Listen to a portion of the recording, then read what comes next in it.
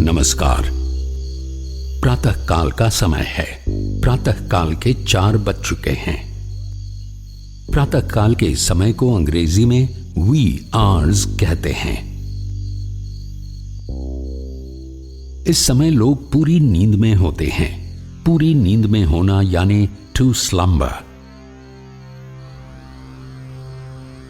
और बहुत सोने वाला इंसान यानी स्लम्बरस।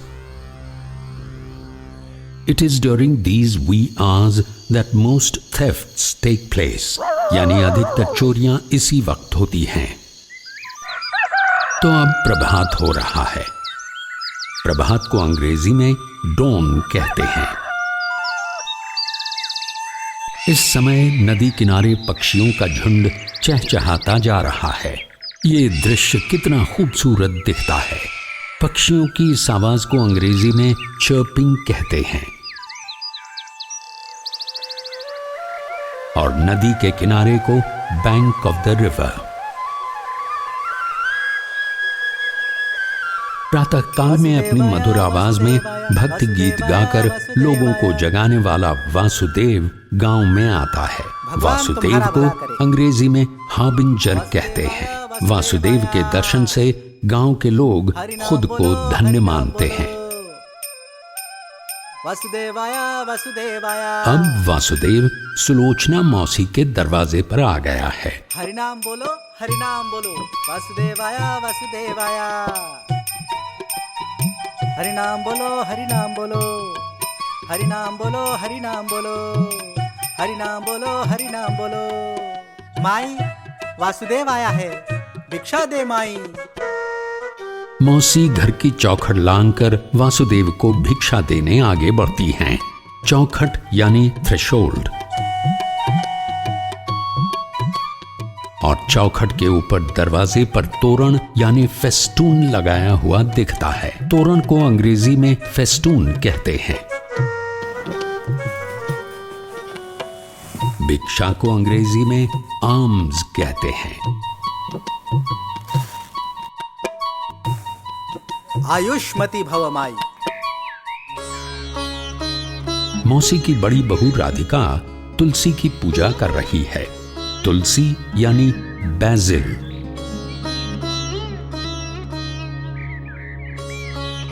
राधिका तुलसी के सामने अगरबत्ती जला रही है। अगरबत्ती यानी इंसेंस स्टिक।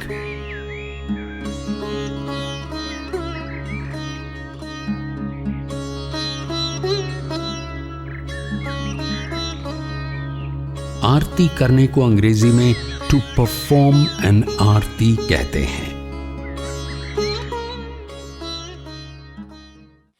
बहू सुनो, मैं इनके लिए 2 जवार की रोटी बना रही हूँ। तुम पराठे बना लो 4-5। छलनी यानी सीव और छानना यानी टू सीव। रोटी बनाते समय मौसी चूल्हा जलाने के लिए लकड़ियां डाल रही हैं। अब मिट्टी के चूल्हे को अंग्रेजी में अर्दन अवन कहते हैं और जलाने की लकड़ियों को फायरवुड। चूल्हा ठीक से जले इसलिए मौसी उपले यानी डंग केक्स डाल रही हैं। और मिट्टी का तेल यानी केरोसिन का इस्तेमाल कर रही हैं। मिट्टी का तेल डालकर उपले चूल्हे में डाल रही हैं।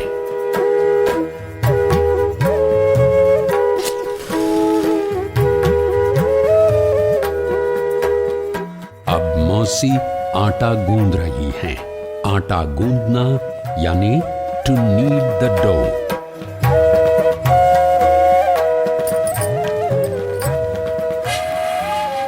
और आग ठीक से लगे इसलिए मौसी ब्लोइंग पाइप में से चूल्हे में हवा फूंक रही हैं।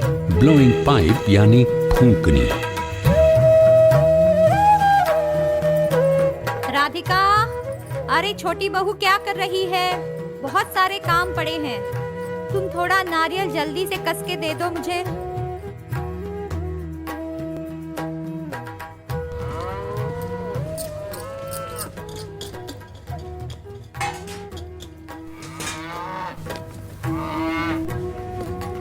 अब राधिका नारियल घिस रही है। घिसनी यानी ग्रेटर और छीलना यानी टू ग्रेट। यहां मौसी की रोटी तैयार हो रही है।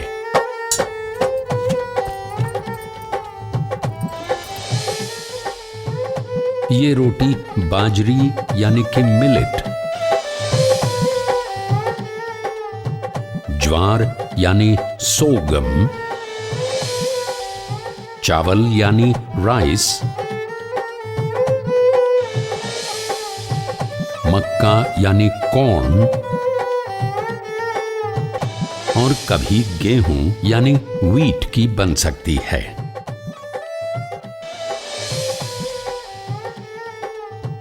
और मौसी की छोटी बहू दामिनी रोटी चकला बेलन से बना रही है। अब चकला यानी बेस, बेलन यानी रोलिंग पिन। दूसरी ओर मौसी की बेटी संजीवनी मथनी से छाछ को मथ रही है। मथनी यानी चर्नर। अब मौसी की छोटी बहू दामिनी बर्तन धो रही है। बर्तन यानी यूटेंसिल्स। और अब आप भी तैयार हो जाइए ऐसे शब्दों के लिए जो हर बार घर में इस्तेमाल किए जाते हैं, जैसे मोटर यानी खल, पेसल यानी बत्ता, ग्राइंडिंग स्टोन यानी पत्थर की चक्की, पिंसर्स चिमटा, अर्दन पैन यानी मिट्टी का तवा, आयरन पैन यानी लोहे का तवा, सूप यानी सिफ्टिंग पैन, सब्जी काटना यानी टू चॉप वेजिटेबल्स। अब मौसी की पोती सोनल मंदिर जाने के लिए अपने बाल संवार रही है। बाल संवारना यानी टू कॉम्ब है। वो चोटी बनाने की कोशिश कर रही है, लेकिन उसे चोटी बनाना नहीं आ रहा है। दादी माँ, दादी माँ, ये क्या, तुम्हें अभी तक चोटी बनानी नहीं आती? इससे अच्छा हमारे जैसा जूड़ा बनाना सीख लो। पकड़ो।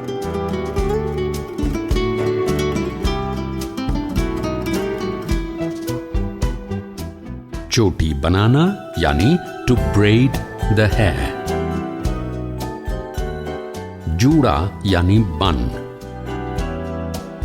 जूड़ा बनाना यानी टू मेक अ बन। यहां दामिनी कपड़ों की धुलाई लकड़ी के डंडे से कर रही है। कपड़े धोने के लकड़ी के डंडे को वॉशिंग क्लब कहते हैं। मौसी का पोता बंड्या लट्टू से खेल रहा है और महिपत राव देख रहे हैं। महिपत राव यानी बंड्या के दादाजी। लट्टू को अंग्रेजी में टॉप कहते हैं और जिस पर यह टॉप घूम रहा है उसे कील यानी अंग्रेजी में पिवट कहते हैं। ये पिवट अगर रुक जाए तो पूरा लट्टू थम सकता है और पिवट जैसी किसी छोटी चीज को अंग्रेजी में पिवटल कहते हैं। ओ लट्टू उस्ताद, हथेली पर लट्टू ना घुमाओ, कील लग जाएगी। क्यों भाई, जब देखो तब भौरा खेलते रहते हो? पढ़ाई कौन करेगा? चलो किताब उठाओ। उमाकांत वहां आकर बंड्या को डांट रहा है। डांटना यानी टू टेक टू टास्क। इसके आगे कुछ सोचता भी है कि नहीं? हाँ, अरे जब देखो चिल्लाते रहते हो उस पे। अभी बच्चा है वो, खेलेगा ही, क्या हल से बंधा रहेगा? बंड्या तुम मेरे पास आओ। देखो तुम्हारे लिए मैं तावीज लेके आई हूँ, तुम्हें किसी की नजर ना लगे इसलिए। उसी वक्त मौसी उसको समझाती है और तावीज बांधती है। तावीज यानी टैलिस्मैन। किसी को दिखाना नहीं, हाँ, छुपा के रखना, ठीक है? माँ, अरे इससे इतना लाड मत कीजिए, एक नंबर का गधा है ये, इसे तो तबेले में बांधना चाहिए। चल। उसके बाद उमाकांत और बंड्या घोड़े को चारा डालने जाते हैं और महिपत राव और विकास खेत में जाते हैं। विकास महिपत राव का बड़ा बेटा है। बैल ठीक से चल नहीं रहे, इसलिए विकास लकड़ी में लगी कील बैलों को चुभा रहा है।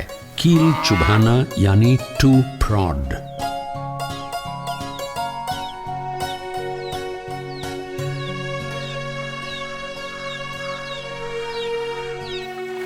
वहाँ उमाकांत और बंड्या घोड़ों को चारा डाल रहे हैं। बाबा मैं भी चारा डालूं? नहीं, अपनी घोड़ी बिकेगी, तुम दूर रहो, चलो। घोड़े बांधने की जगह को यानी तबेले को अंग्रेजी में स्टेबल कहते हैं और जानवरों को खूंटे से बांधने की प्रक्रिया को टू टेदर कहते हैं। घोड़े को अंग्रेजी में स्टड, तो घोड़ी को मैर कहते हैं और घोड़ी के बच्चे को कोल्ट कहते हैं। अब उमाकांत घोड़े पर सवार होकर बाहर निकलने की तैयारी में है। घोड़े पर हमें जिन दिख रहा है उसे सैडल कहते हैं और घोड़े को बांधने के पट्टे को यानी लगाम को रेन कहते हैं और घोड़े के पुकार को नेई कहते हैं।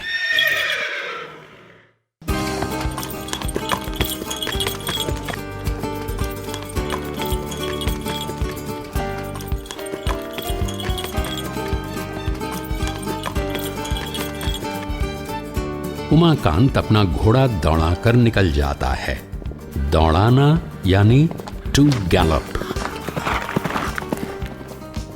हम देख रहे हैं कि घड़ी में सुबह के 11 बजे हैं।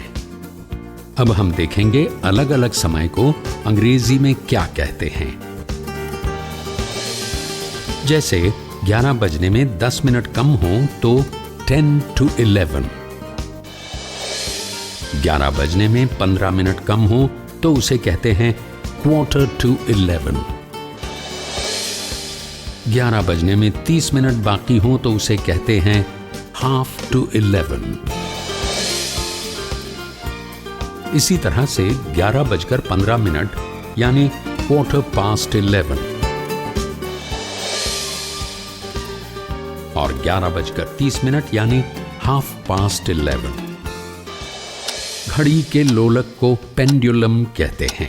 इस तरीके से अंग्रेजी में हम वक्त बता सकते हैं। उसी तरह मिलिट्री भाषा में डायरेक्शन यानी दिशा दिखाने के लिए वक्त का प्रयोग कैसे किया जाता है वो देखेंगे। जैसे मनीष इज 12 o'clock यानी मनीष मेरे सामने है। मनीष इज 9 o'clock यानी मनीष मेरी बाईं तरफ है। 3 o'clock यानी दाईं तरफ है। आपका शत्रु आपके पीछे खड़ा है यानी योर एनिमी इज 6 o'clock। इस तरीके से भी हम समय का इस्तेमाल कर सकते हैं।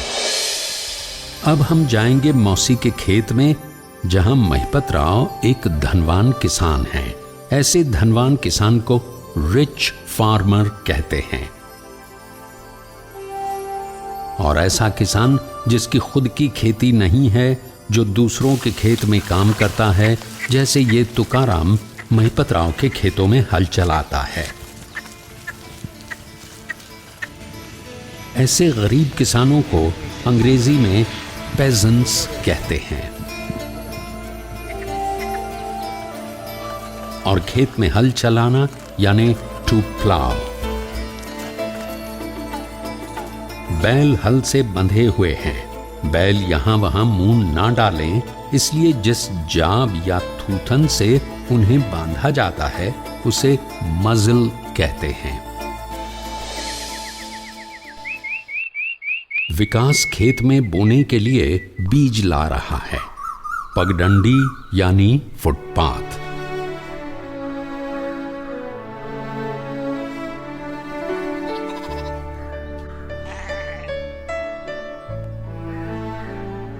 ए तुका, हाथ जरा जल्दी चलाओ। सुनो, क्या तुमने मोटर चलाई? हाँ, की। ये लीजिए, बीज देखिए।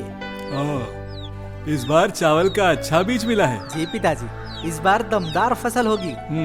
सुनो, वो ज्वारी का बीज लाए क्या? हाँ, कल तालुका के गांव में जाऊंगा, आते समय वहाँ से ले लूंगा। तो चलो बीज बोना शुरू करो। ठीक है पिताजी। अब हमें विकास बीज बोते हुए दिख रहा है। बीज बोना यानी टू सो सीड्स। यहाँ महिपतराव जानवरों को चारा खिला रहे हैं।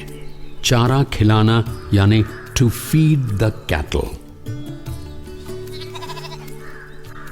पिताजी, इन्हें चारा खिला रहे हैं क्या? हाँ, वो नहीं पिताजी, पुराने जमाने में अपने जानवरों को पहचानने के लिए उन्हें मुहर लगाने की पद्धति थी ना? हाँ, लेकिन हमने तो कभी ऐसा नहीं किया। हाँ, बड़ी क्रूर पद्धति थी वो।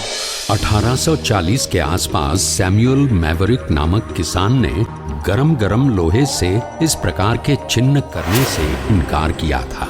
ऐसे आजाद ख्याल के इंसान यानी मस्त मौला को अंग्रेजी में मैवरिक कहते हैं। सुनो, रामा वहाँ मक्के की फसल काट रहा है, जरा देखो तो। हाँ, उधर ही जा रहा हूँ मैं। तब तक मैं थोड़ा विश्राम करता हूँ। ठीक है।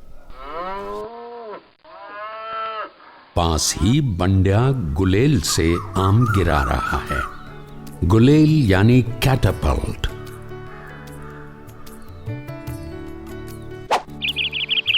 विकास खेत में आता है। उस खेत में पक्षियों को डराने के लिए काग भगोड़ा खड़ा किया हुआ दिखता है। काग भगोड़ा को अंग्रेजी में स्केयर क्रो कहते हैं। रामागढ़ी वहां फसल काटता है। फसल काटने को टू रीप कहते हैं। विकास गुलेल से मतलब स्लिंग शॉट से पक्षियों को उड़ाता है।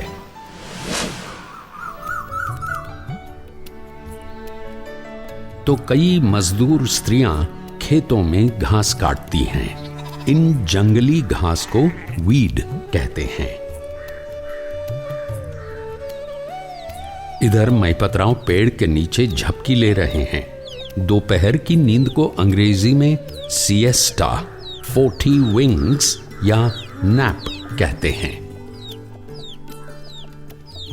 यहां हमें बैल भी विश्राम करते हुए दिखाई दे रहे हैं। इस समय वो जुगाली कर रहे हैं। जुगाली करना मतलब कडिंग। खेत के बाहर कुछ दुधारू जानवर दिख रहे हैं। ऐसे दुधारू जानवर को मिल्च एनिमल्स कहते हैं।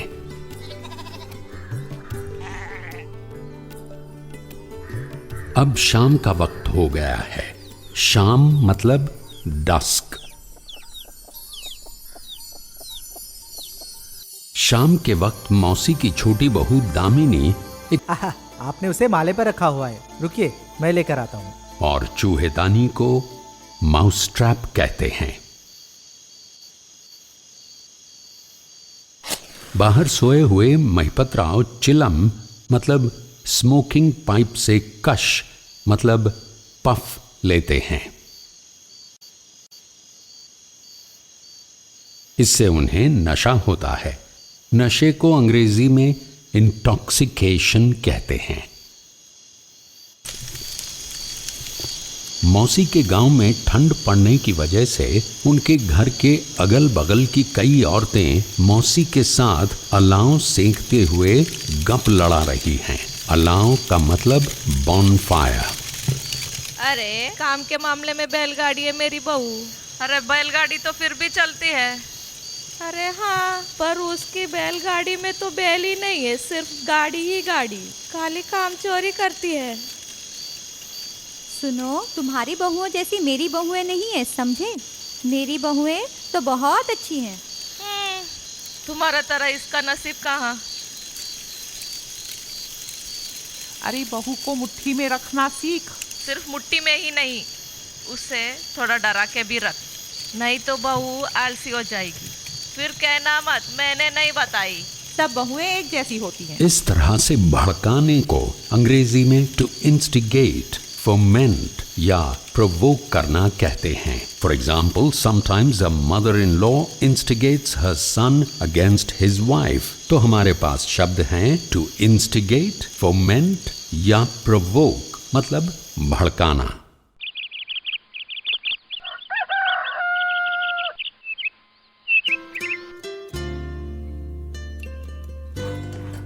सभी रोजाना होने वाली क्रियाओं में व्यस्त हैं। Everybody is busy in chores. रोजाना की क्रियाएं मतलब चोर्स। सुलोचना मौसी के पास तबेले में बहुत सारे पशु चारा खा रहे हैं। ऐसे जानवरों के आहार को अंग्रेजी में कैटल फीड कहते हैं और चरनी को मेंजर कहते हैं। ऐसी एक चरनी में कोई कुत्ता बैठा तो क्या होगा, न तो खुद खाएगा न औरों को खाने देगा। इस प्रकार का ऐसा व्यक्ति जो स्वयं भी बेनिफिट नहीं लेगा और दूसरों को भी लेने नहीं देगा, उसे अ डॉग इन द मेंजर कहते हैं।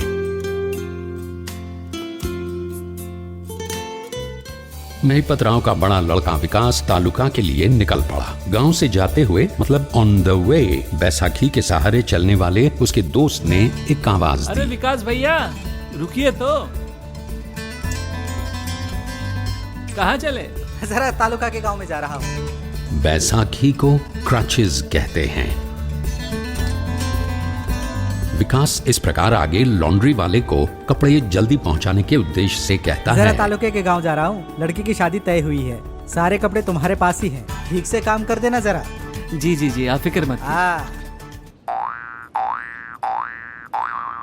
अरे भाई मैं तालुके के गांव जा रहा हूँ, सुअर को धो दोगे क्या? अरे पागल, सुअर है ये, कितना भी धो काला का काला ही रहने वाला है, वो घोड़ा नहीं होने वाला। सुअर को हॉग, पिग या स्वाइनर अपना खेल दिखाता दिखाई दे रहा है। हमें उसके पास एक सांप दिखता है। सपेरा हमें उसके दांत निकाल दिए गए हैं ऐसा दिखाता है। सांप के दांतों को फैंग्स कहते हैं। यदि इन दांतों को निकाल दें तो सांप कुछ भी नहीं कर सकेगा। इस प्रकार किसी शत्रु को निशस्त्र करने को टू डिफैंग कहते हैं।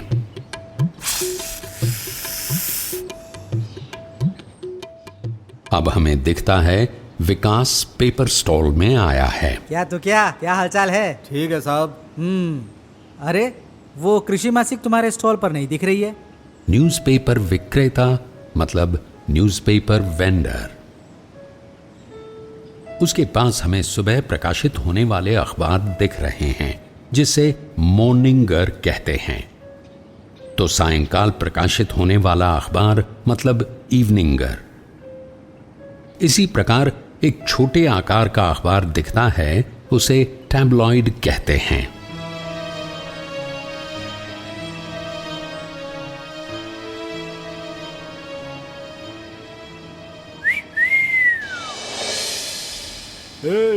आती क्या खंडाला। ए सीटी किसे बजाई रे? ए तेरे घर में माँ बहन नहीं है क्या?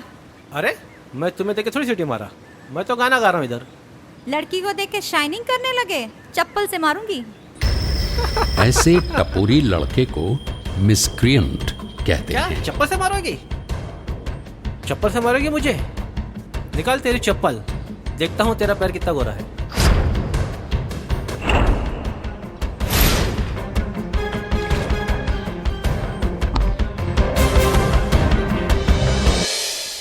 विकास को सामने एक आदमी कुछ नकल करके लोगों को हंसाता हुआ दिखता है।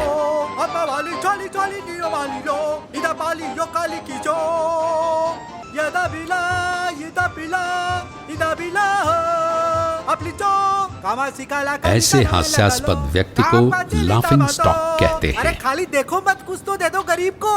अरे दे दो, कुछ तो दो। अरे दे दो गरीब को, कुछ तो दे बच्चे, कुछ तो दे। अरे कुछ तो दो पेट के लिए। विकास को रास्ते में कसाई आवाज देता है। सलामी का ज़दा कहाँ चले? अरे तालुका के गांव में जा रहा हूँ, कुछ काम है जरूरी। ठीक है ठीक है। कसाई को अंग्रेजी में बुचर कहते हैं।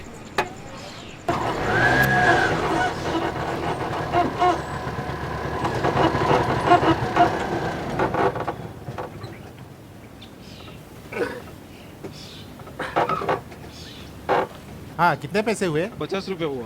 हाँ 50 रुपए? मैं तो हमेशा 40 रुपए देता हूँ। आपको बैठते समय बताया था ना कि 50 रुपए शॉप का होगा।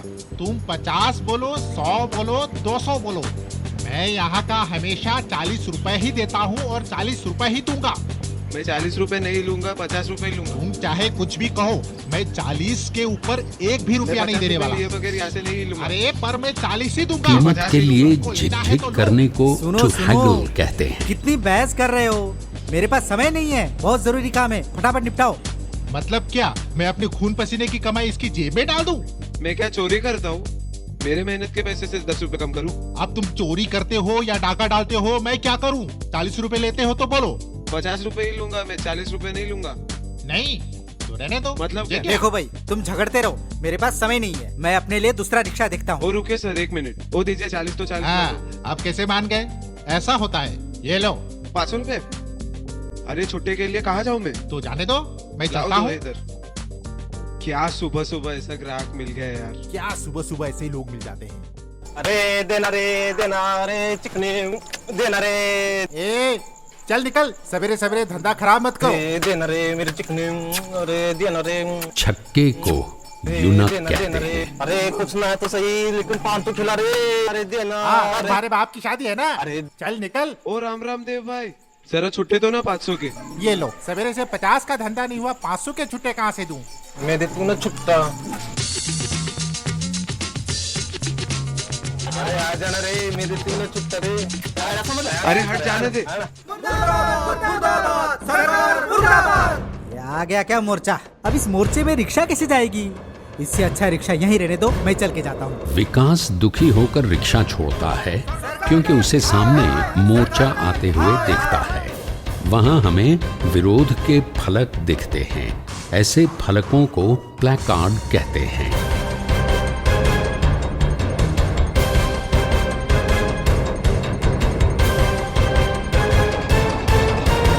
और मशाल को टॉर्च कहते हैं।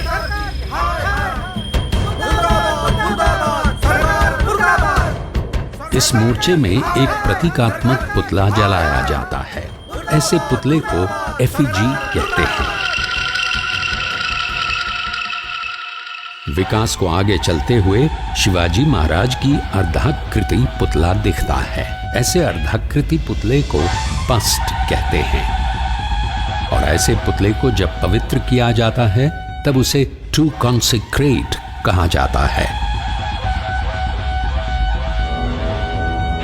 और पुतले को जब अपवित्र किया जाता है तब उसे टू डेसिक्रेट कहते हैं। रास्ते में जाते हुए विकास को एक व्यक्ति जानबूझकर धक्का देता है। अरे मेरी बाटली फोड़ दी तुमने। अरे क्या बोल रहे हो? मेरी कोई गलती नहीं है। 350 की है, 350 और उससे हाथापाई करता है। नहीं है। ऐसी स्थिति को टू रफ अप कहते हैं। अरे पैसे किस बात के? दादागिरी मत करो। मैंने कुछ नहीं किया। Police police police.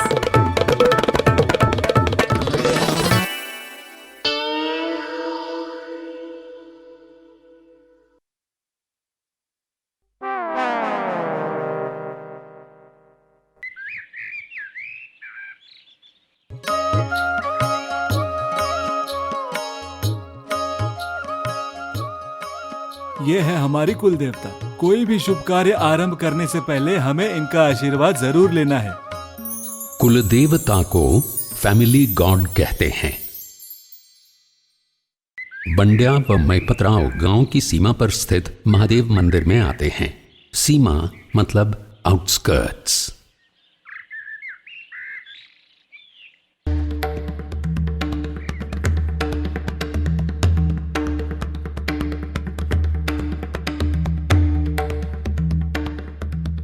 ये हमारे ग्राम देव महादेव मंदिर।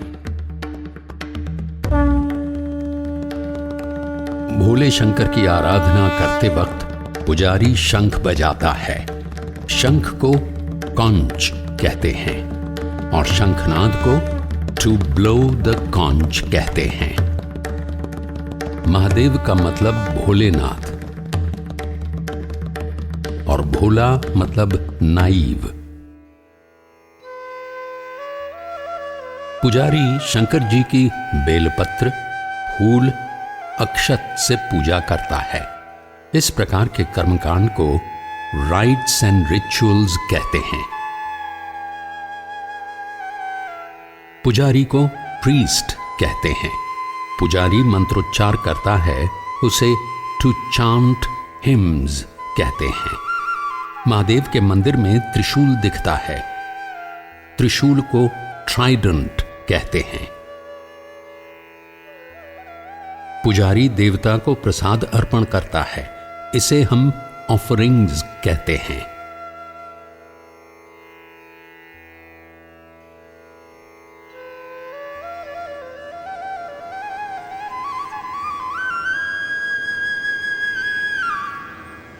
महादेव के दर्शन करने के बाद बंड्या व उसके दादाजी को राम मंदिर की ओर जाते हुए मुंडन किए हुए बालक दर्शन करके लौटते हुए दिखते हैं। राम मंदिर।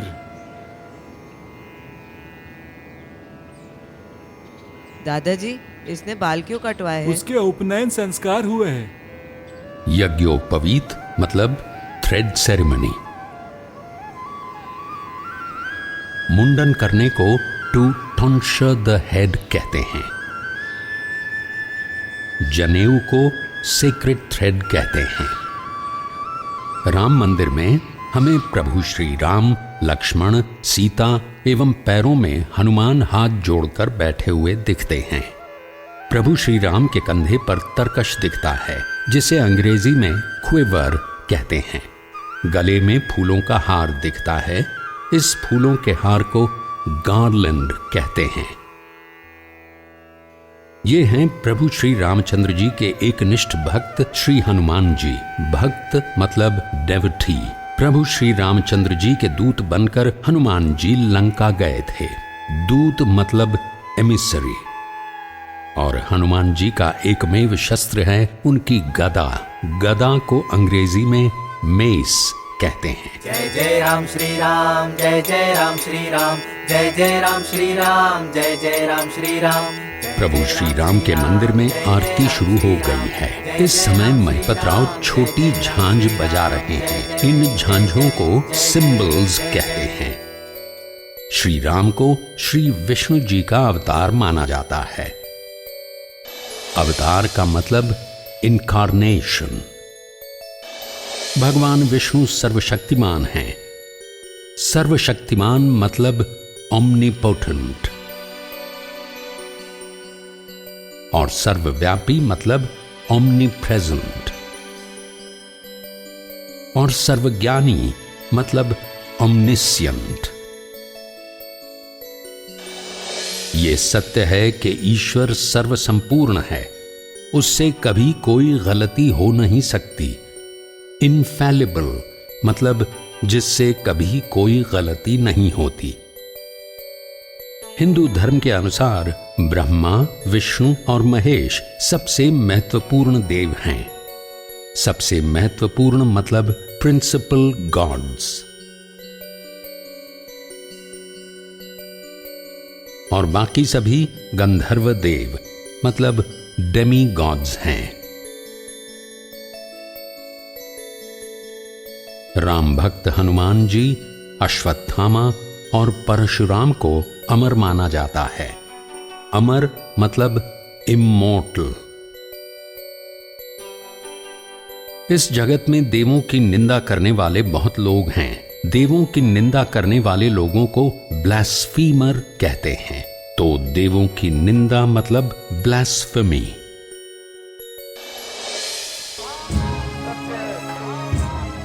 दोस्तों, जो जन्म लेता है उसकी मृत्यु भी अटल है। शव यात्रा यानी फ्यूनरल प्रोसेशन। मरे हुए व्यक्ति के शोक में डूबे व्यक्तियों को मोनर्स कहते हैं। अमित, कौन है वो? बेटा तुम घर जाओ, मैं आता हूँ थोड़ी देर में। चलो भाई। और मरे हुए व्यक्ति को जिस शव वाहन में लाया जाता है उसे हर्स कहते हैं। वहां हमें अर्थी दिखती है। अर्थी को बियर कहते हैं। उसमें शुभानराव के बेटे का शव दिखता है। उस पर श्वेत वस्त्र है। शव को कॉर्प्स कहते हैं। तो उस पर पड़े सफेद वस्त्र मतलब कफन को श्राउड कहते हैं। शव को अग्नि देने के लिए चिता तैयार की जा रही है। चिता मतलब फायर।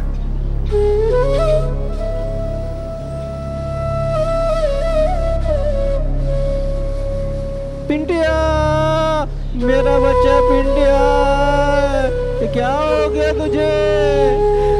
चिता पर शव रखने के बाद उसका दाह संस्कार किया जाता है। इस दाह संस्कार को टू क्रिमेट कहते हैं। पिंटिया।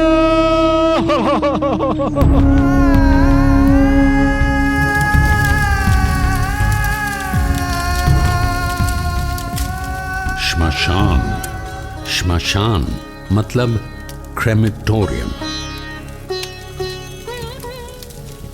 चिता के पूरी तरह जल जाने के बाद अगले दिन अस्थियों को बर्तन में डालकर नदी या खेतों में विसर्जित किया जाता है। इस अस्थि पात्र को अर्न कहते हैं।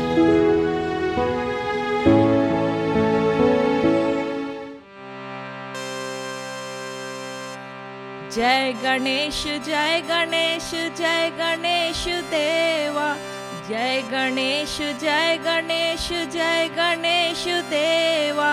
माता जाकी पार्वती पिता महादेवा। जय गणेश जय गणेश जय गणेश देवा, जय गणेश जय गणेश जय गणेश देवा, जय गणेश देवा, जय गणेश देवा, जय गणेश देवा। सुनो बंड्या, ऐसा सुंदर भजन तुम्हें भी आना चाहिए। हाँ दादाजी। लेकिन दादाजी मेरी पेटी बिगड़ गई है, प्लीज इसे बनवा दीजिए ना। रहने दो, बाजा जरूरी नहीं, आवाज जरूरी है, अंतर मन की आवाज। बंड्या, सुबह सुबह भगवान का नाम इस तरह कानों पर पड़े ना तो दिन बहुत अच्छा जाता है। हाँ दादाजी। सुबह सुबह हमसे कोई मिले तो हम क्या कहते हैं? राम राम। पर दादाजी, वो यूसुफ चाचा जब आपको मिलते हैं तो सलाम सलाम क्यों कहते हैं? अच्छा सवाल है। चलो आज तुम्हें सभी धर्मों की पहचान कराता हूँ, और लता जी का बाजा भी दुरुस्त कराते हैं। बाजे को बाद में बनाने देना, पहले लड़की की शादी के कार्ड बांट कराओ।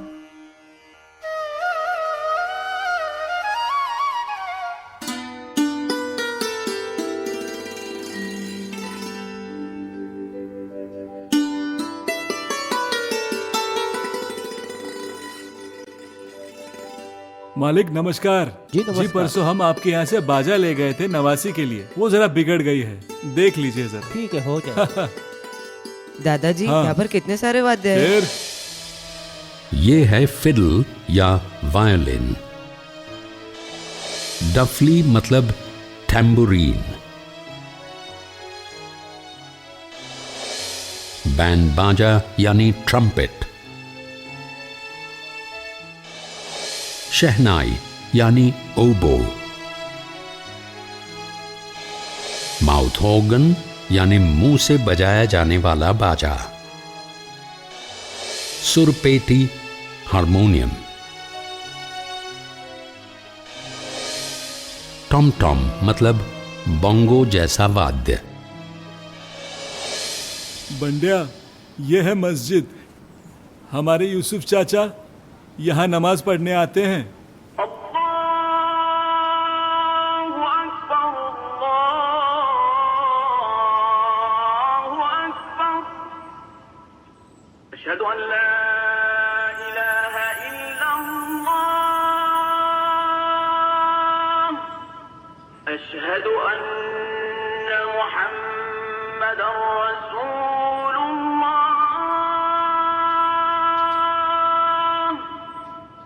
मस्जिद में लोग कुरान पढ़ रहे हैं।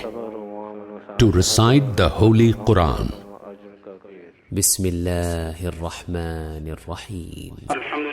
नमाज पढ़ने को टू ऑफर नमाज कहते हैं।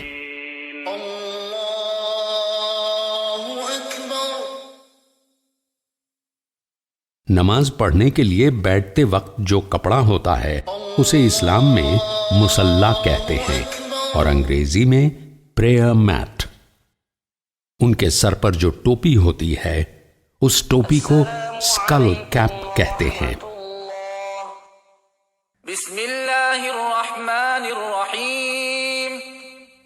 इस प्रकार हाथों को जोड़ने को टू कप द हैंड्स कहते हैं। यकुन लहू कुफुवन अहद। सुब्हानल्लाह वल्हम्दुलिल्लाह वला इलाहा। मौलवी साहब के हाथ में जप माला दिखती है। इस माला को इस्लाम में तस्बीह और अंग्रेजी में रोजरी कहते हैं। और जो लोग इस्लाम को नहीं मानते उन्हें काफिर कहते हैं। काफिरों को अंग्रेजी में इन्फिडेल्स कहते हैं। मोहम्मद पैगंबर मक्का से मदीना तक गए थे। इसे हिज्र या सामूहिक स्थलांतर मतलब एक्सोडस कहते हैं। इस्लाम में शैतान के बारे में भी बोला जाता है। शैतान मतलब अंग्रेजी में सेटन।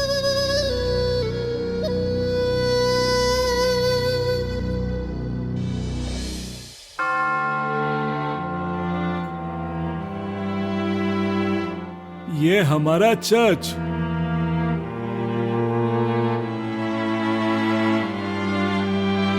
चर्च में क्रिश्चियन लोग जीसस को मसीहा मानते हैं। जीसस क्राइस्ट को सूली पर चढ़ाकर कीलें ठोंककर मारने को टू क्रूसिफाई कहते हैं।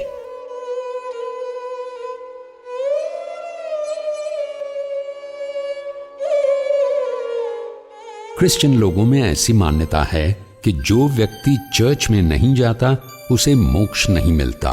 मोक्ष को अंग्रेजी में सैल्वेशन कहते हैं।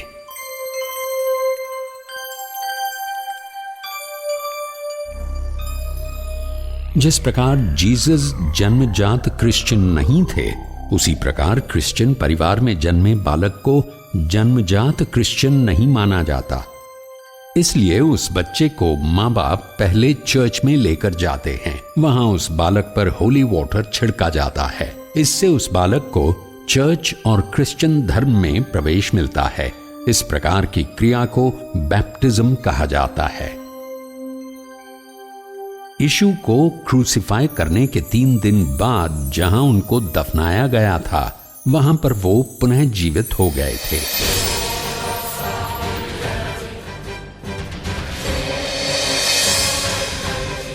इस पुनर्जन्म को रेजरेक्शन कहते हैं।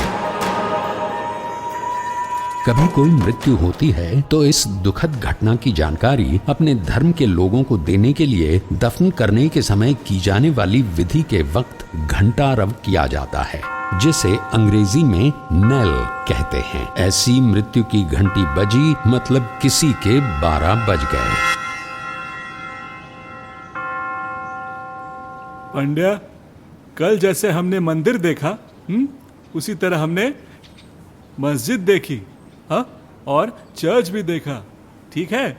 और कल हम मेले में जाएंगे। वहां तुम्हें खेलना पसंद है ना? हाँ, और वहां तुम्हारे वो पाटिल काका आते हैं। वहां तो उनका शस्त्रागार भी है, वो भी तुम्हें दिखाऊंगा।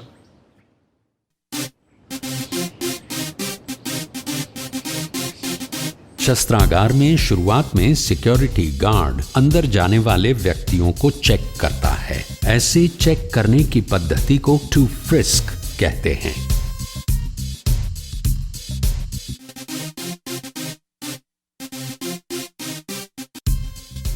बंड्या, ये हमारा शस्त्रागार।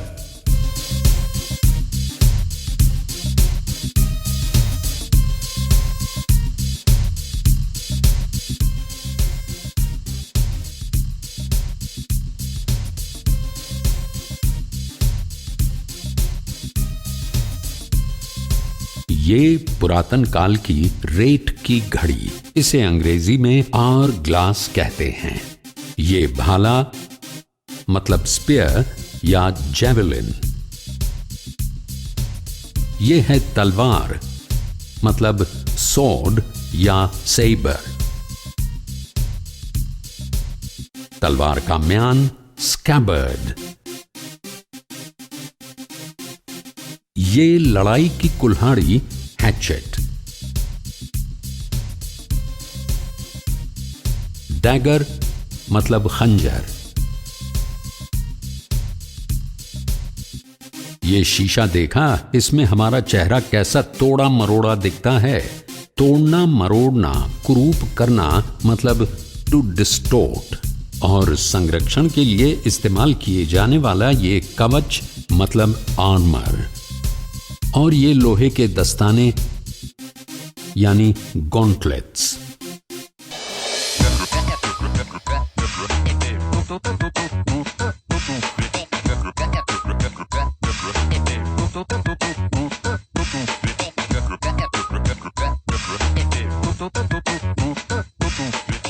अब हमें दिख रहा है जगलर।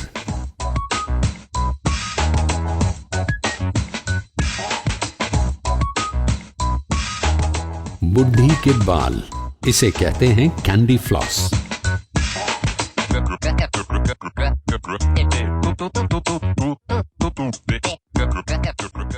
दादाजी ये क्या कर रहे हैं? अरे ये रस्सी खींच है।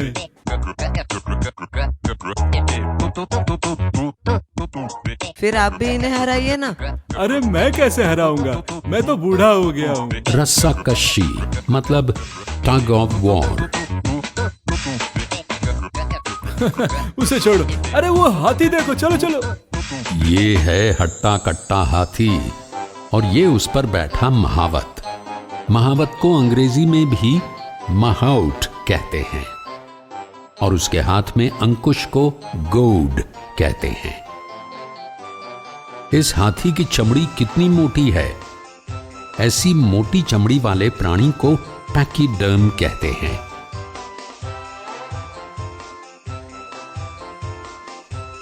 इस हाथी पर जो अम्मारी है उसे हाउडा कहते हैं। हाथी के दांतों को टस्क कहते हैं। ऐसे में हाथी गुस्से में आया तो उसकी चीत्कार से डरा देता है। चीत्कार मतलब ट्रम्पेट। ऐसे रौबदार हाथी ने बंड्या व महिपत राव को अपनी सूंड से आशीर्वाद दिया। सूंड को ट्रंक कहते हैं। हाथी के कानों को एलिफेंट ईयर्स कहते हैं। पहले अपराधियों को मौत देने के लिए हाथी का प्रयोग होता था। पांव तले कुचल देने की क्रिया को टू ट्रैम्पल कहते हैं। हाथी को काबू में करने के लिए ये महावत जो तांत्रिक भाषा अपनाता है उसे जार्गन कहते हैं।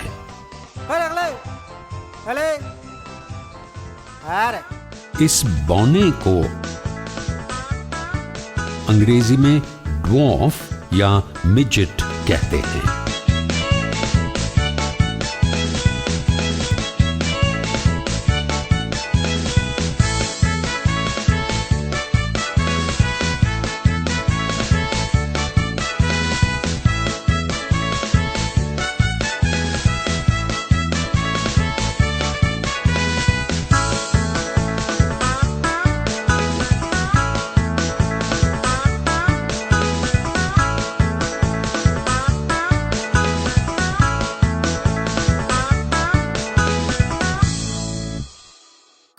मौसी के घर में संजीवनी के विवाह का शुभ अवसर है।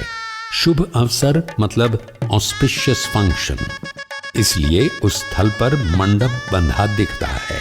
उसको मंडप यानी पंडाल कहते हैं। आमंत्रित किए गए अतिथि आते दिख रहे हैं। आमंत्रण मतलब इनविटेशन। ऐसे अवसर पर पटाखे जलाए जाते हैं जिसे टू बर्स्ट क्रैकर्स कहा जाता है।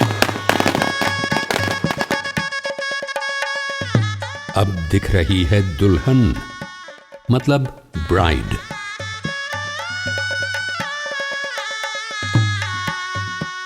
तो दूल्हे को ब्राइड ग्रूम कहते हैं। अतिथियों को पगड़ी बांधी जा रही है।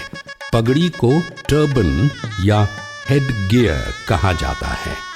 अब शादी की रस्में शुरू हो रही हैं। इस शादी के बंधन को वेडलॉक कहते हैं।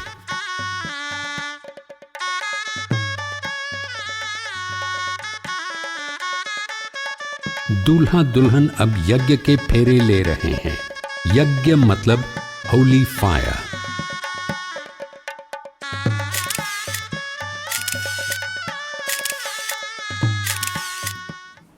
शादी होने के बाद सभी लोग पंगत में भोजन के लिए बैठे हैं। शादी के भोजन को वेडिंग फीस्ट कहते हैं।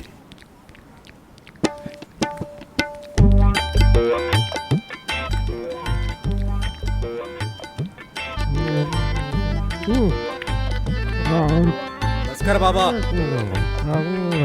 चपाती चपाती चपाती।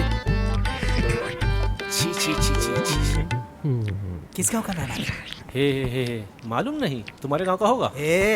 अपने गांव का नहीं है।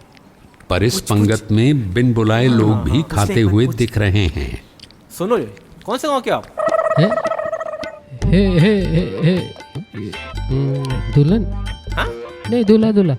दूल्हे की तरफ से? ये गाँव। बिन बुलाए व्यक्ति को गेट क्रैशर कहते हैं।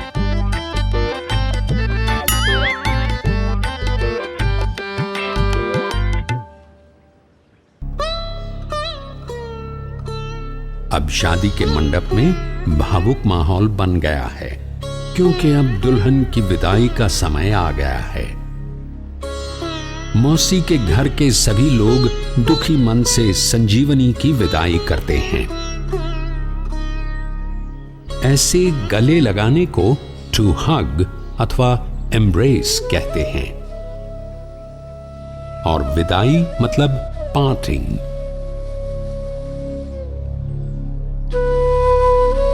मौसी के घर का ये शादी का शुभ अवसर आनंद से संपन्न हो गया, और जल्द ही एक और शुभ अवसर मौसी के घर आने वाला है। इसका मतलब मौसी की लड़की की गोद भराई का कार्यक्रम। क्या लड़का है लड़की? दोनों ही। ऐसे गोद भराई के कार्यक्रम को बेबी शावर कहते हैं। किसी की नजर ना लगे मेरी बेटी को। इस बीच मौसी की बेटी के हाथ में धनुष बाण दिखता है। इस धनुष को बो और बाण को एरो कहते हैं। गोद भराई के इस कार्यक्रम का सभी लोग आनंद उठा रहे हैं। पालना मतलब क्रेडल।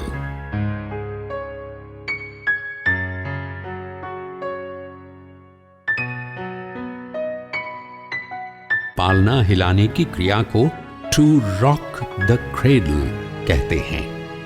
इस पालने में शिशु का नाम रखा जाता है, जिसे हम नामकरण कहते हैं। नामकरण मतलब नेमिंग सेरेमनी। अब मौसी लोरी गा रही हैं, उसे लालेबाय कहते हैं।